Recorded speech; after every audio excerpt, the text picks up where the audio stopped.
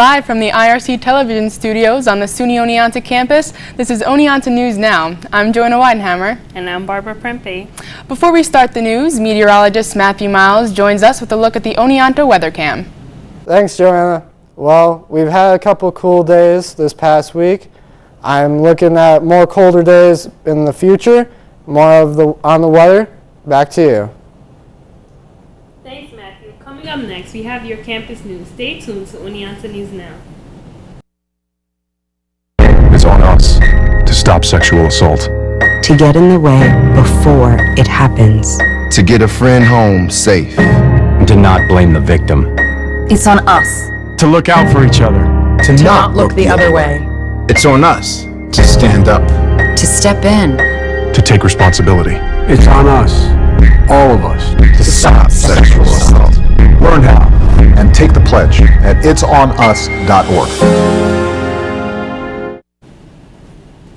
In campus news, children and families are invited to attend Halloween family festivities on the SUNY Oneonta campus. These spooky events will take place on Friday, October 28th from 5 to 6 p.m. The Order of Omega, an honor society from sorority and fraternity members, will host a Halloween carnival in the Hunt College Union on campus. Right after this event, Halloween in the halls will begin. This event is hosted by Residential Community Life. SUNY Oneonta student volunteers will guide the trick-or-treaters around the halls and bring them to trick-or-treating destinations around the campus dorms. Students will have treats as well as Halloween activities for children and families to participate in. Halloween in the halls will begin at 6 p.m. and end at 8 p.m. This will be a great night filled with Halloween spirit. The National Alliance on Mental Illness, also known as NAMI on campus, is a new club on the SUNY Oneonta's campus. According to Lupe Colangelo, the president of the up-and-coming club, the organization will only be open to students, providing a support system at their bi-weekly meetings. According to the Daily Star, quote, "The goal of NAMI on campus is to eliminate the stigma sometimes associated with mental illness, promote acceptance, and educate students about mental health," unquote.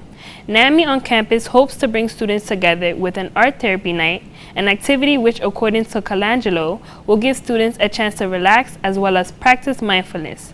She tells the Daily Star, the club will also feature movie nights as well as a potential for peer counseling, which is still in the process of becoming a resource for club members. Dr. Adina Payton will be holding an informal discussion on Tuesday, October 25th from 1:45 to 3:15 p.m. in the living room in Hunt Union. Dr. Payton's visit is a part of the Cornell Gladstone Hanlon Kaufman Lecture Series. Dr. Payton is a research professor at the Institute of Marine Sciences, University of California, Santa Cruz. Her professional interests include the fields of biogeochemistry, chemical oceanography, and paleooceanography. The name of the lecture is entitled Corals on Acid, the Impact of Ocean Acidification on Coral Reefs. The CGHK encourages students, faculty, and staff to attend this event. Hot or iced coffee and tea will be served, compliments of Sodexo. Thanks, Joanna. We have your local entertainment news when we come back. Stay with us.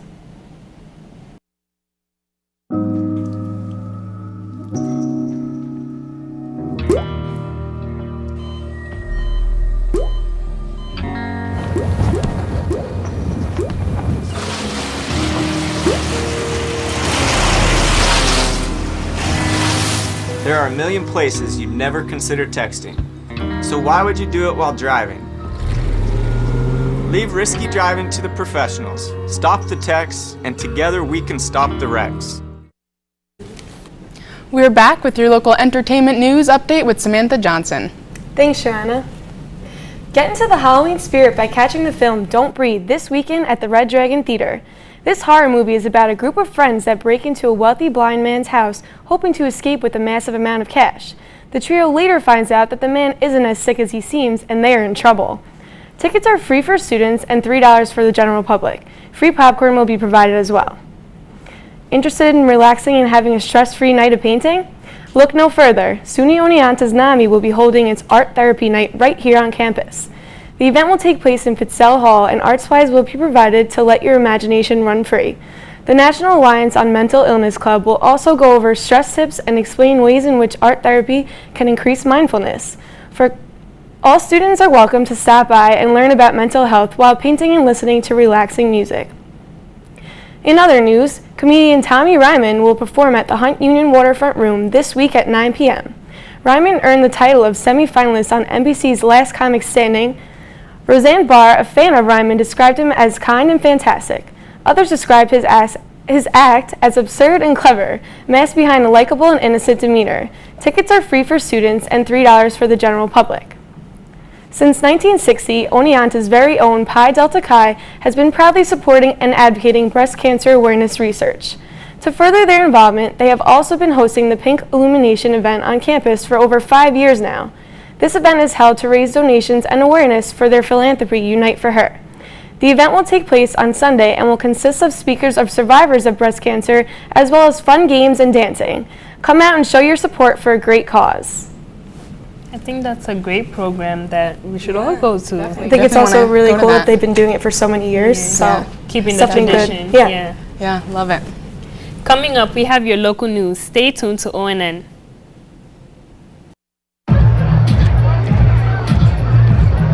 If you drive buzzed, it could cost you around $10,000. You'll face major legal fees, major fines, and steep insurance penalties.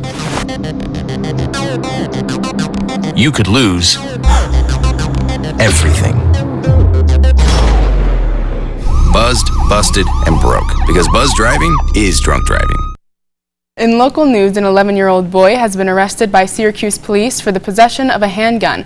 The arrest was made after an anonymous source informed police of a boy accompanied by a man in his 20s.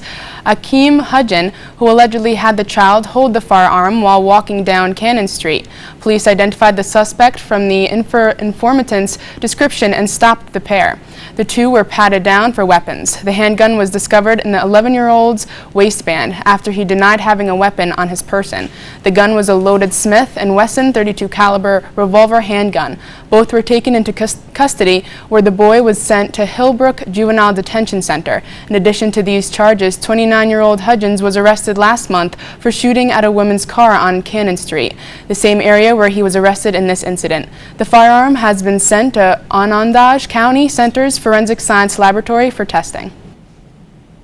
On Friday, Asian Temptation, a restaurant located in Oneonta Southside Mall, had a grand reopening event with donations earmarked for SUNY Oneonta's disaster relief program.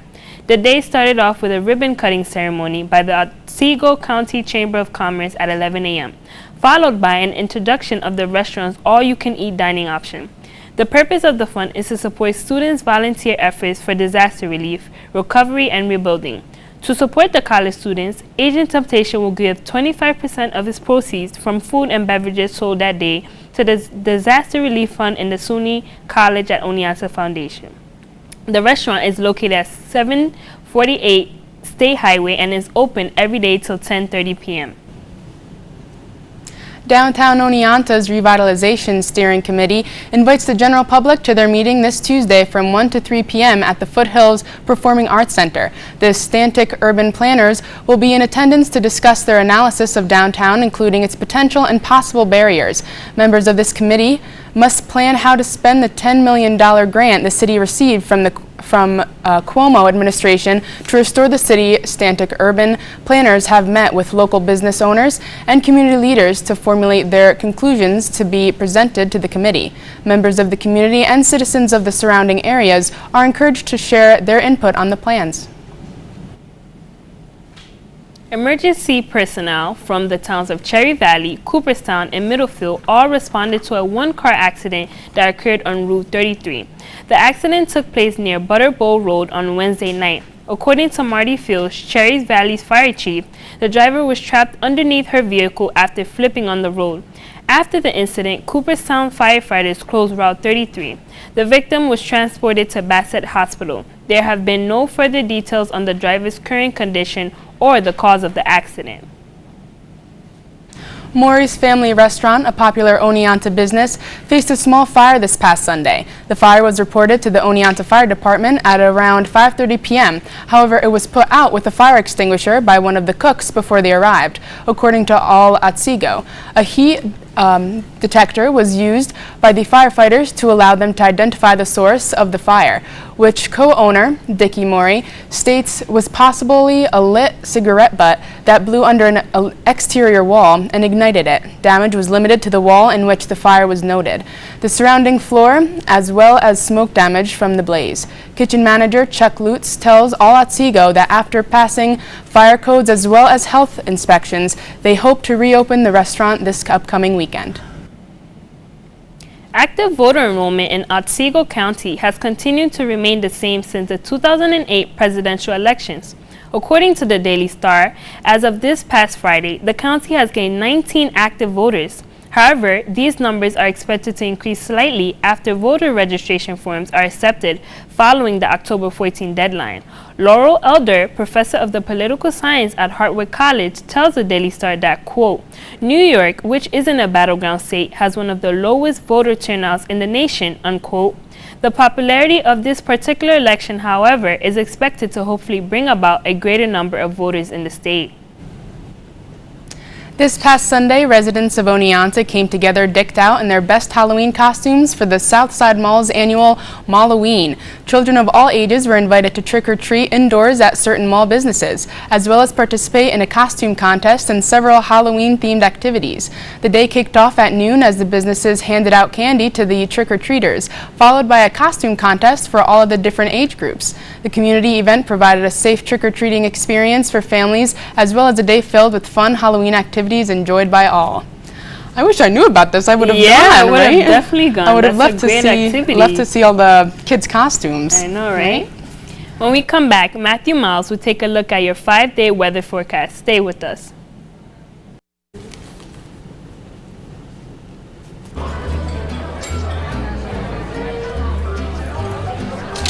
Oh, you got it. You know, since I got rid of my car, I really enjoy walking. Okay.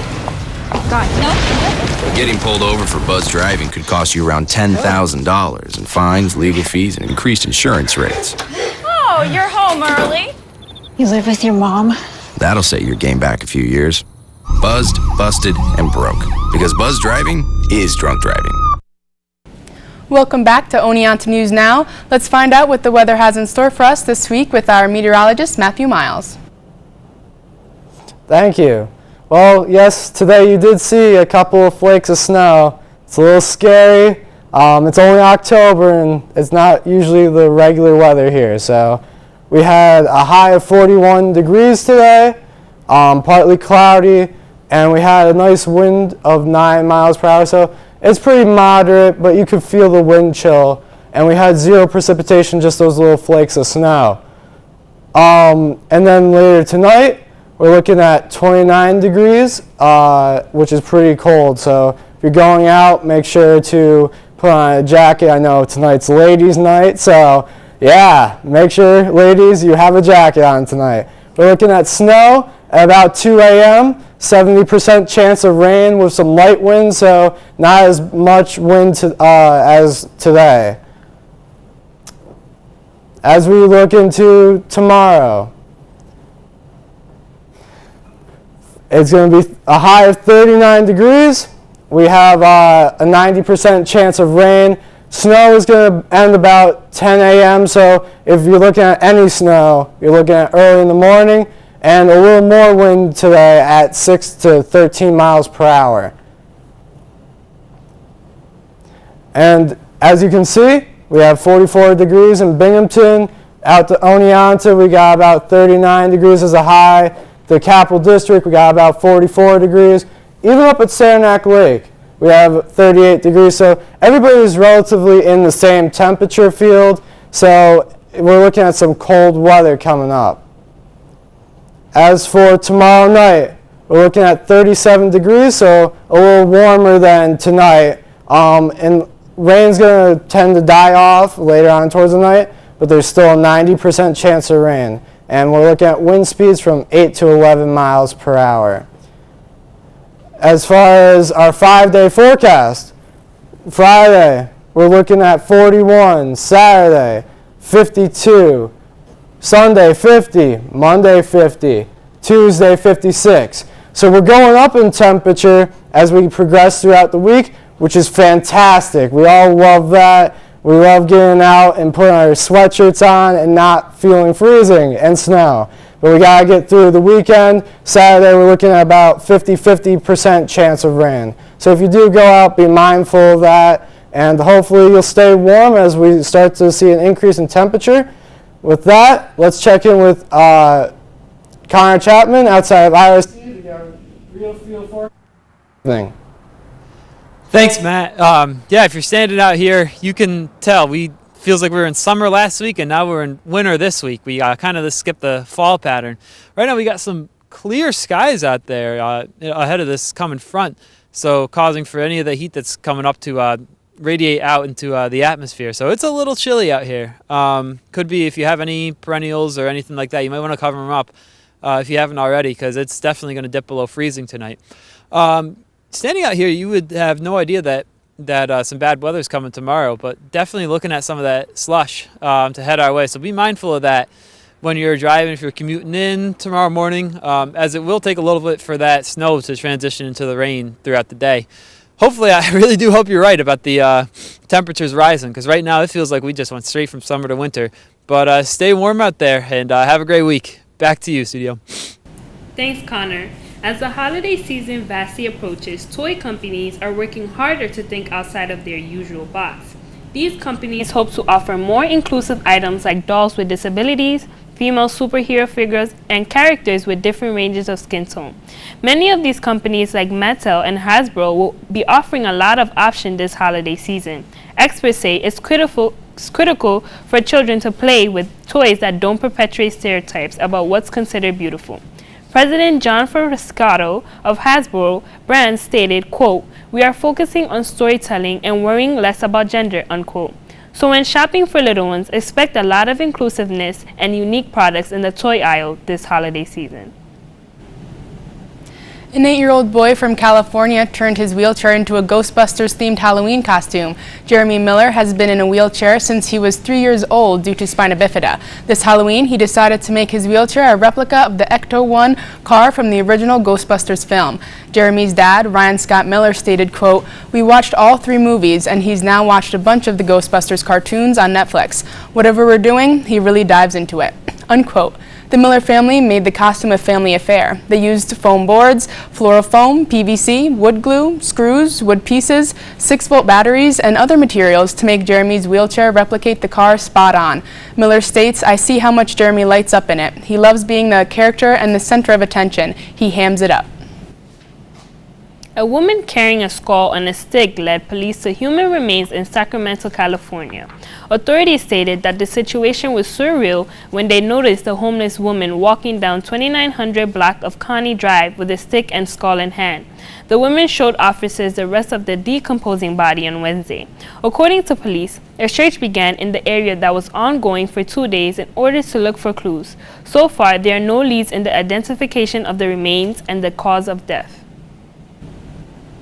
Iraqi forces operated to retake the main hub city from the Islamic State group jihadists. On October 24th, Iraqi forces that advanced on Mosul faced resistance from the Islamic State group despite the U.S.-led coalition unleashing a wave of airstrikes to support the week-old offensive. Federal forces and Kurdish Peshmerga fighters were moving forward in several areas. Jihadists were hitting back with shelling, sniper fire, suicide car bombs, and booby traps. Iraqi forces were pictured holding up their hands in a V sign on an infantry fighting vehicle loaded on a truck driving through the Al-Shura area, which is south of Mosul. Thanks, Joanna. Stay tuned to ONN for your weekly sports update with Austin Titobaum.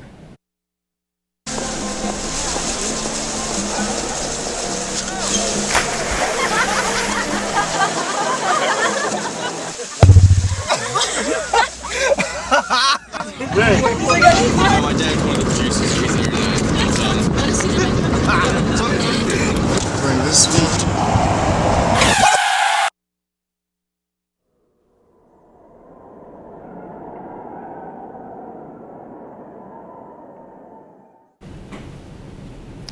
Welcome back to Oneonta News Now. Austin, who is headed to the World Series this year? Well, we have 2 unlikely teams coming to the World Series this year, the Cleveland Indians and the Chicago Cubs.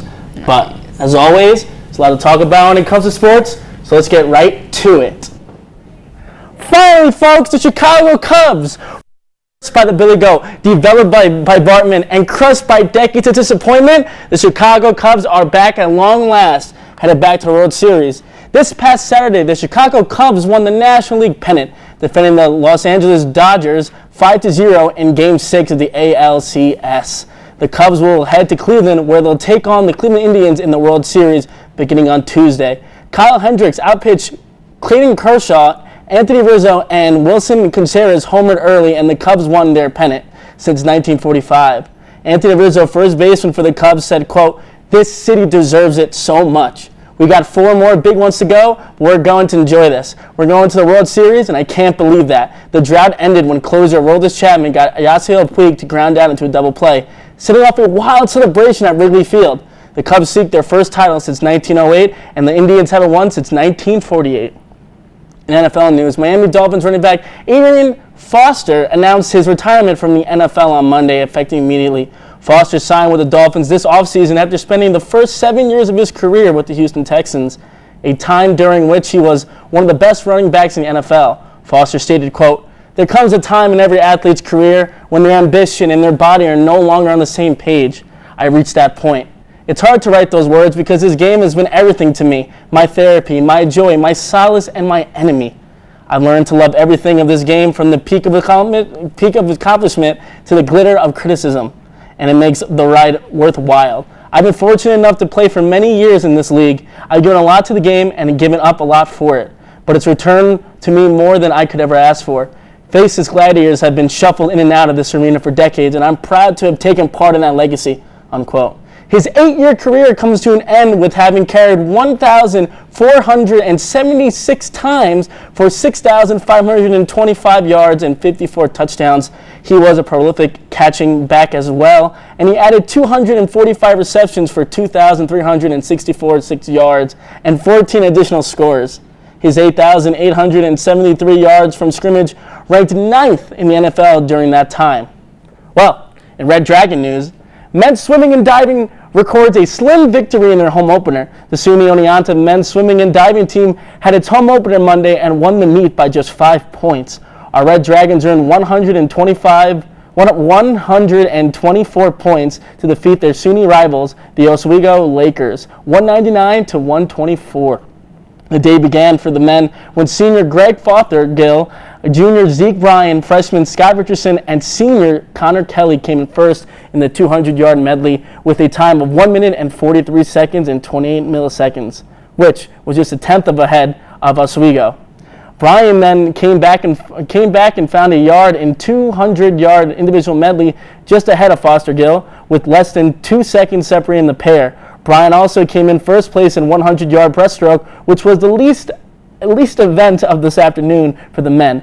The swimming and diving team will be back in action for a Friday, November 4th, when they host the College of St. Rose, beginning at 4 p.m. at the Chase Physical Building on campus.